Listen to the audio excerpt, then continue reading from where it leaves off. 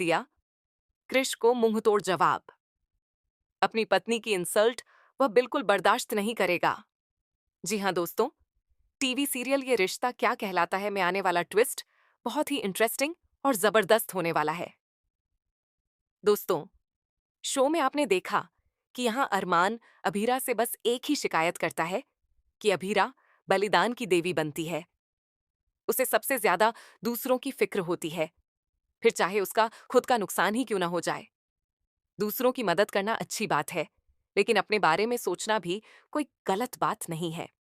वहीं जब बैलून फूटता है तो अरमान इस बात से नाराज नहीं होता, बल्कि इस बात से नाराज होता है कि अभीरा हमेशा दूसरों को पहली प्राथमिकता देती है।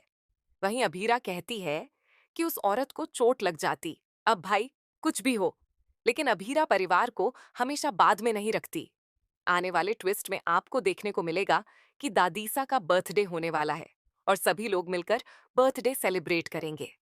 वहीं दूसरी तरफ तान्या और कृष के बीच जब लड़ाई होती है तो दिशा आर्यन से कहती है कि हमें यह लड़ाई रोकनी चाहिए, लेकिन आर्यन उसे समझाता है कि इन दोनों की लड़ाई हमेशा ऐसे ही चलती रही है, क्योंकि कृष हमेशा से ऐसा ही रहा है।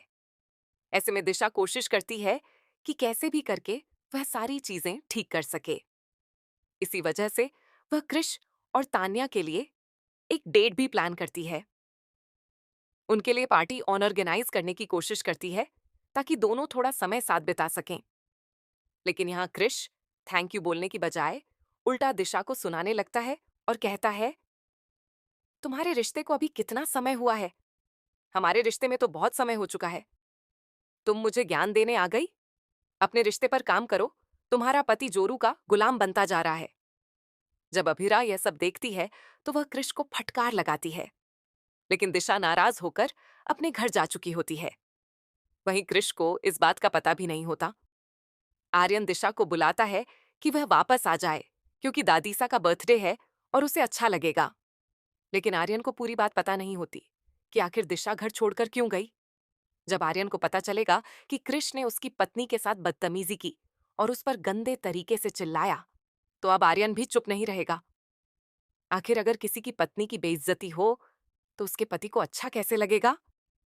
आर्यन दिशा से बहुत प्यार करता है, इसलिए वह कृष को सुनाने वाला है कि उसकी हिम्मत कैसे हुई इतनी गंदी तरह से बात करने की। आखिर दिशा सबका अच्छा ही चाहती थी, कोई बुरा तो नहीं चाहती थी। अगर उनकी लड़ाई हो रही थी तो वह सिर्फ चाहती थी कि सबके बीच प्यार और शांति हो जाए। इसमें गलत क्या था? लेकिन बात समझने की बजाय अब कृष उल्टा आर्यन को ही सुनाने लगेगा।